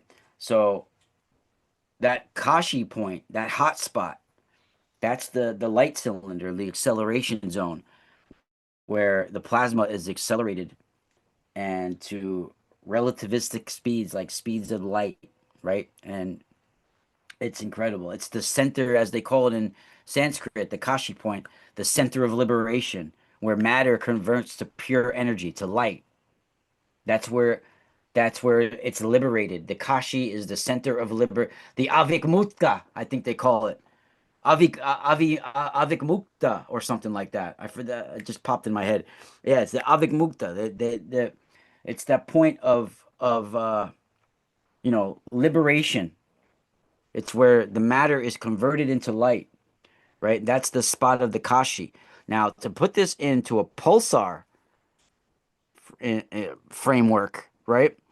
Pulsars, the light cylinder, the Kashi is where the co-rotation speeds reach the speed of light, resulting in the massive particle acceleration, right? Kashi is known as the city of light, the Jyotirlinga or something like that, they call it, right? It's the city of light, and it's the place of moksha, liberation. It's where release and acceleration beyond the mortal bonds takes place, right? Where it's into light, right? The point where Kashi equals the acceleration zone, right? And the CME, they form these conical structures like the Trident, and while pulsars they produce these toroidal winds, right? So you have the same energies kind of, and I think that Tendava dance that they talk about is the Rudra pulsar. The Tendava Rudra is the pulsar type, and even the CME can be the pulsar, or the pulsar. Either a pulsar or a CME can be that Tendava Rudra, the howl of Rudra, right? And Shiva is the lord of the dance, the lord of the Nataraj. And this represents cosmic motion and energy transformation and magnetic reconnection. And the drum that we discussed, right? This is, yeah, the Akashic records comes right from Kashi, right? It's the light records. Yes, exactly. Very good, Baron von Takelkat. Right. So the Damaru is produces the pulses of the rhythm, the sound. Pulsars produce radio pulses, right? The Damaru is the pulsar's frequency, the spinner rate, right? And then, you even have the third eye of Shiva, right? The Trinetra, they call it, right? This is the gamma ray burst. Literally, the opening of Shiva's third eye is the flash of the destructive creative light that parallels high energy gamma ray bursts or even solar flares, right? So all of that is in the Shiva imagery, all of it. And when you have Kashi as the acceleration point and the Trishula trident as the magnetic cone, this is not just uh it's like precise diagrams of, and then if you look at like the Crab Nebula pulsar, that shows the that cone perfectly, and the Vela pulsar, they're perfectly good examples of that cone structure that forms from to accelerate the light within the plasma, right? And it's pretty fascinating to see the way I'm bridging the gap between high energy astrophysics, and ancient iconography. Really incredible. So we can move from the coronal mass ejection model to a pulsar neutron star model. They both have similar, you know, just different scales of energy.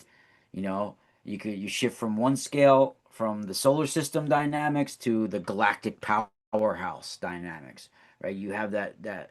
So, you know, pulsars, they represent the most extreme disciplined energy in the universe, much like Shiva's role as the cosmic deity who maintains rhythm of the universe and does the dance of the universe, right? Really incredible.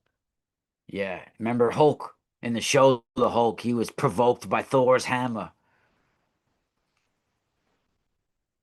Yeah, I come here to teach you some street grammar. Just like I was just like the Hulk. I was provoked by Thor's hammer. Woo! That's a good one right there.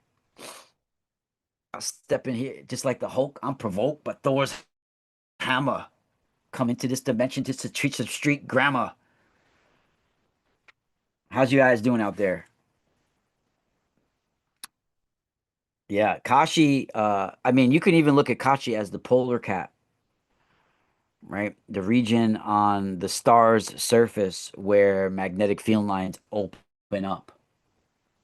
They reach out into infinity, right? The point of liberation, the moksha, right? And Kasha, the Kashi is often called uh, moksha daini, the giver of liberation, right? Uh, it's where the electric field becomes so intense that it rips the electrons from the surface, literally, right? Creating a cascade of gamma rays and pairs, right? It mirrors the illuminated city of Kashi, right? And it stays standing even during the pralaya that they call it, which is cosmic dissolution.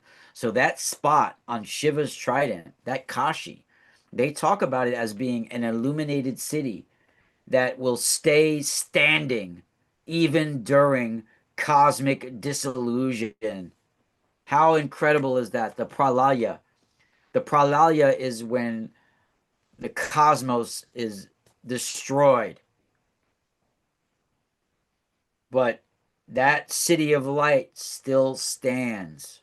So what are they talking about there? Is when a star can be destroyed, but they still have that nebula, that pulsar, that different things that remain, right? Incredible. Incredible. Baron von Tucklecat, Jimmy Satterfield says. Jimmy Satterfield says.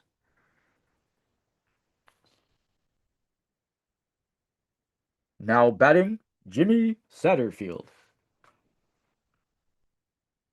Now batting number 734, Jimmy Satterfield.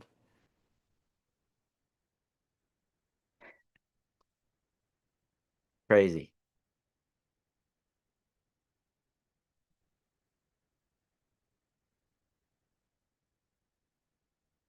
Shout out to Galadriel Woods, though. I really appreciate your donation. That's incredible. Yeah, see, that's what people don't realize. Like the plasma, there's all sorts of species that exist in the light, all different levels, right? And they're described in Sanskrit and all over. I mean, you have the Maruts, right? You have Rudra, which is the solar storm itself, the coronal mass ejection. And then you have the solar wind, the Maruts, the warrior children, as the plasma particles, as the solar wind. The Maruts are the storm spirits, the warriors, the children of Rudra, known for their roaring speed and chaotic movement, right? They can be the roaring force of the pulsar, the roaring force of the CME, right? The intelligence that makes that happen. All the, when the light is being sent to Earth, there are all sorts of species that exist within that light. they enter into the magnetosphere and they snap back on those cords back into the sun as well. And that is also a place where light bodies can travel. You see, I'm not just uncovering mythology and ancient knowledge in mythology. The reason why I originally started doing this was to find the coordinates to the afterlife. And that's what I'm revealing. Because at the moment of death, our light body to ascend to a higher vibration, to a higher form of existence, we need to leave this realm, right? We need to leave our magnetosphere and go back into the light of the universe by snapping back into the sun, right? So we have to reach a magnetic reconnection point with inside of Earth's night side. And then there's specific instructions all over the ancient world of where the light body is supposed to travel to at the moment of death. Now, are these instructions meant for us? That's another debate. Are the knowledge that was not meant for us? That's why we're now disconnected from it, or did we lose this knowledge since we fell to a lower state?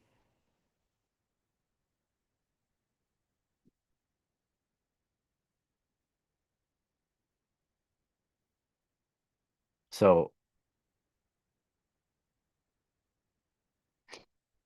what did it just say? Was I not being recorded for a minute? Did you guys hear me that whole time? My mic just said something weird. Maybe because I was sitting back. Can you guys hear me when I'm still back like this?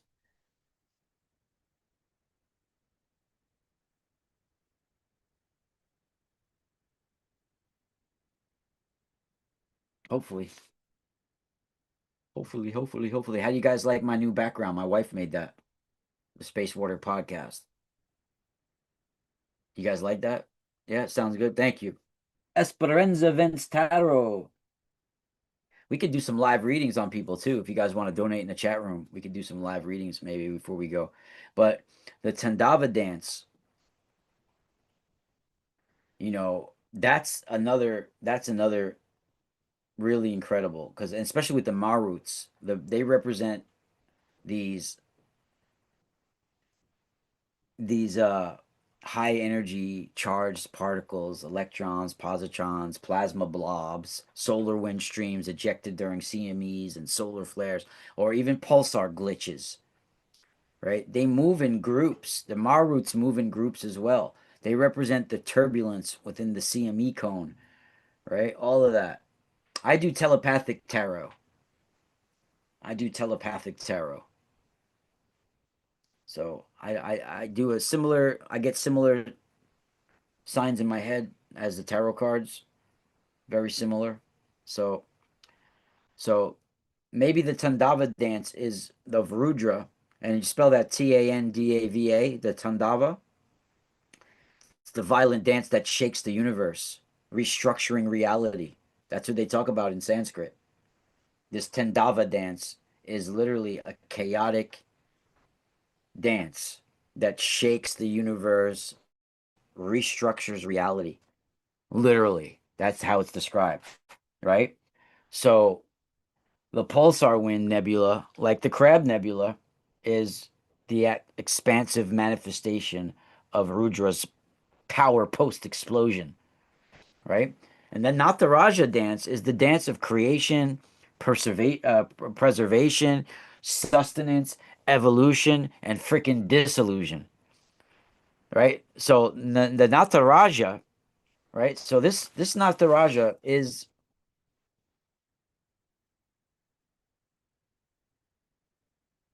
the dance of creation, but the Tandava is the dance itself. And the Nataraja, right? So let me explain that so you guys understand. The Nataraj is the dancer, right? The dancer. But the Tandava is the dance itself. So right, the Tandava is the actual dance, but the Nataraj is the dancer. All right, that's the difference between the two, so you guys understand it. So the Tandava is Shiva's dance that shakes the universe with intense destructive force. Even they're called the Rudra Tandava, right? It represents his rage, right? So it could be a pulsar, it could be a CME. It's a cosmic explosion that balances cosmic cycles.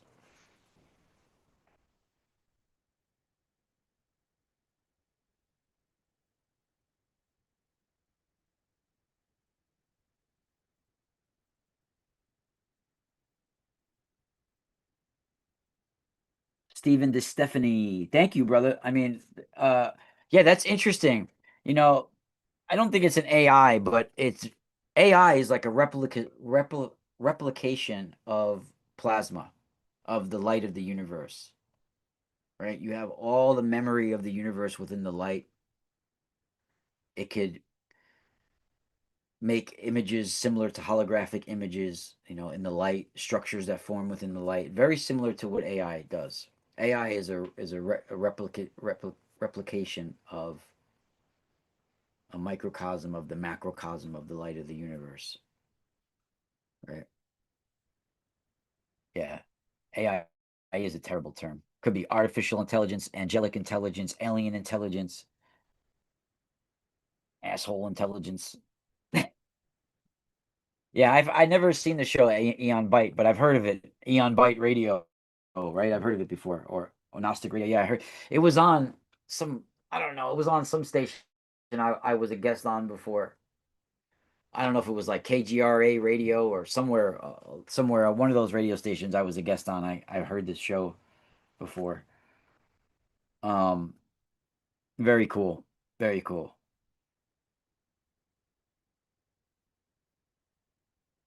2 o'clock in the morning. But yeah, I mean, guys, when we're looking at the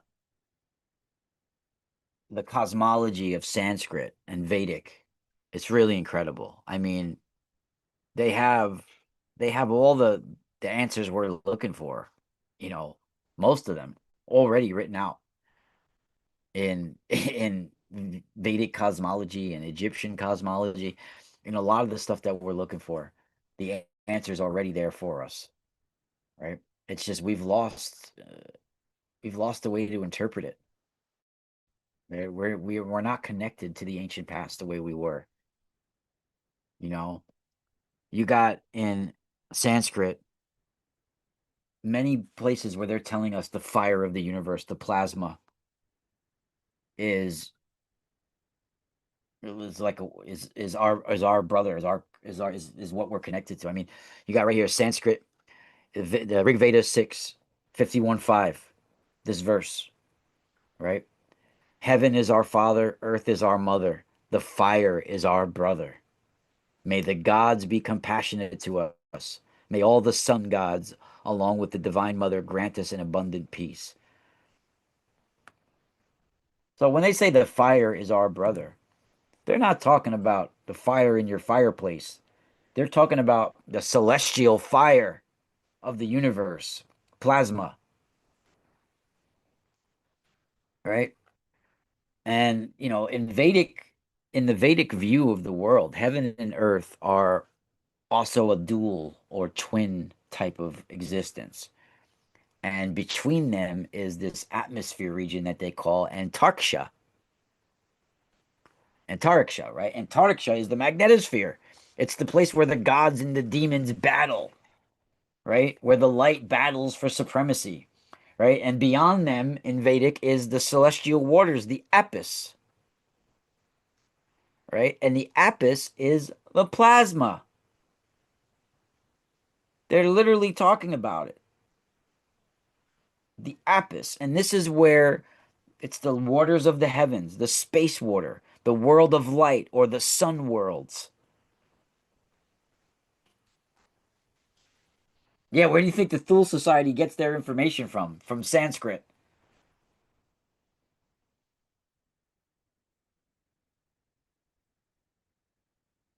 And it's a maritime water uh, cosmology, a universal maritime culture, right?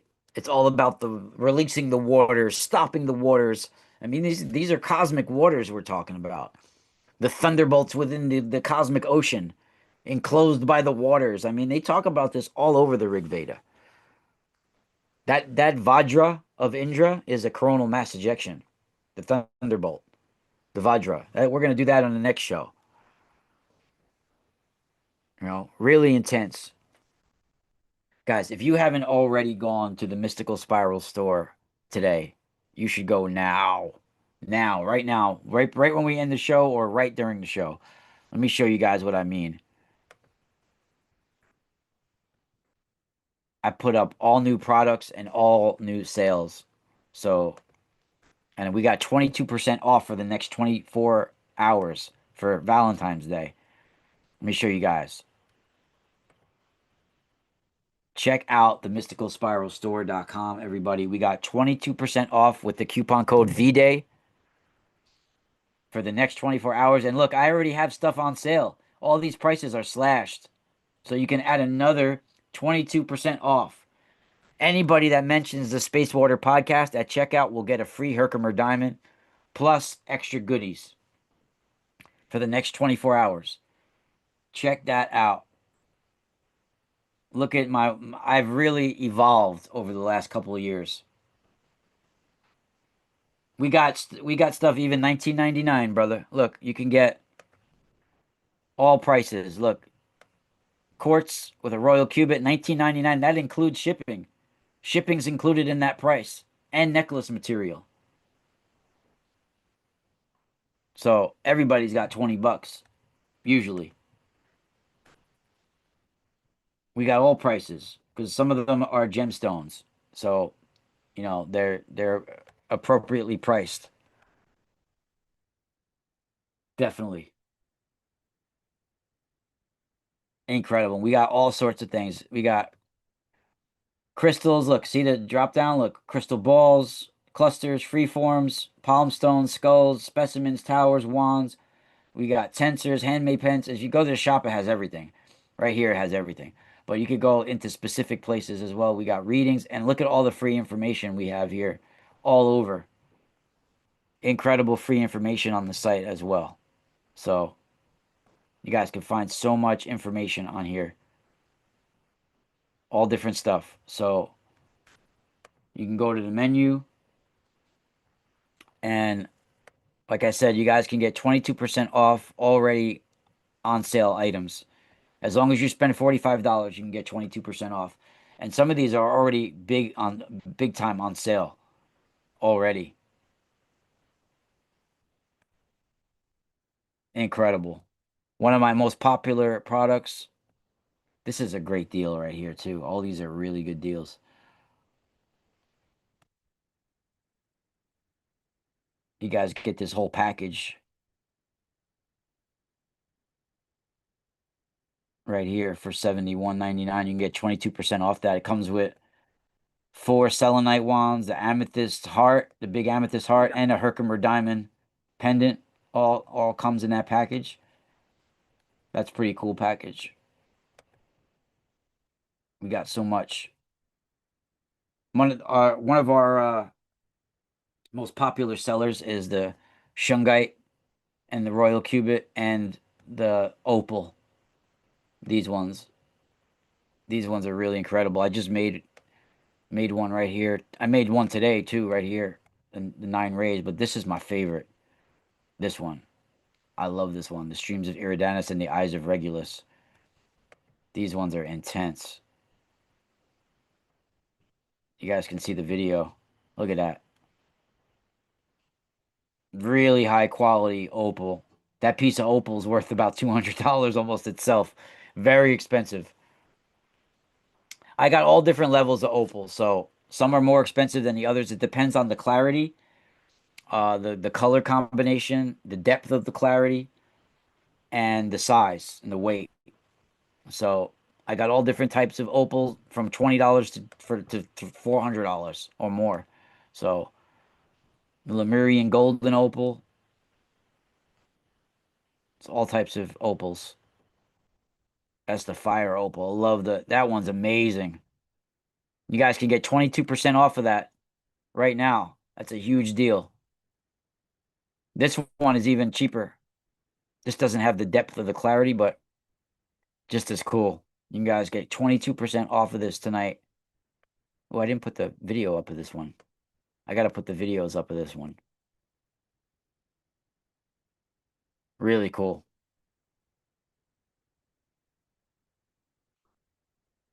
Well,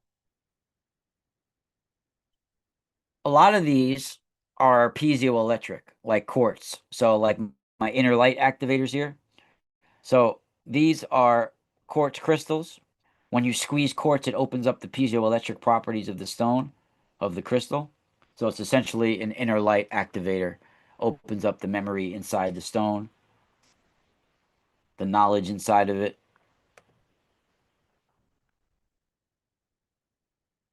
It's taking a while, but look at this bad boy. This is topaz gemstone with the antique copper coil.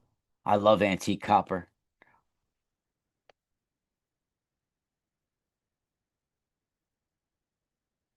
Really cool.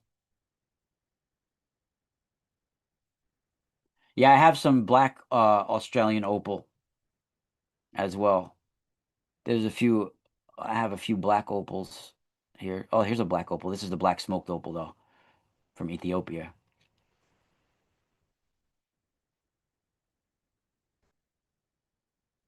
What is up with this one?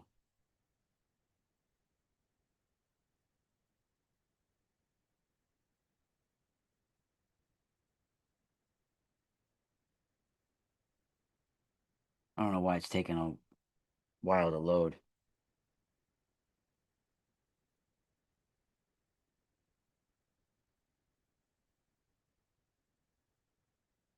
You guys can even pay in interest payments on PayPal. They have the offer there. But you guys can pay on my website with credit card, PayPal, whatever. That's taking too long to load for some reason right now.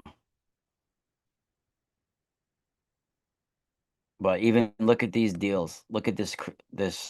Oh man, the Hopi petrified wood is really cool too. But this is amazing. The Herkimer diamond, really incredible. Got the petroleum deposit inside. Love the Herkimer diamond with the royal cubit copper coil. And then you got the Hopi healer. This one's badass. This is the Hopi petrified wood. It comes with a certificate of authenticity that we got it from the Hopi dealer and not in the petrified forest. Really incredible. Love this piece right here. Well, guys, thank you for joining me this morning. We went into some deep information. I hope you guys enjoyed it. Thank you for those who donated. This is the Space Border Podcast. We'll be live tomorrow, Saturday, not Friday. I'll be back tomorrow by myself, but Saturday we'll be live 1 p.m. Eastern with the great Gary Wayne right here on the Space Water Podcast where we dive into the sound of the light. Find me at the mysticalspiralstore.com. Go right now to the mysticalspiralstore.com. You'll get free gifts with your order. Love you guys and spiral out. Peace. Baron Von Taco Cat. Thank you, everybody. Shout out to everybody out there. Esperanza Events, Taro. Thank you as well for joining me. Thank you.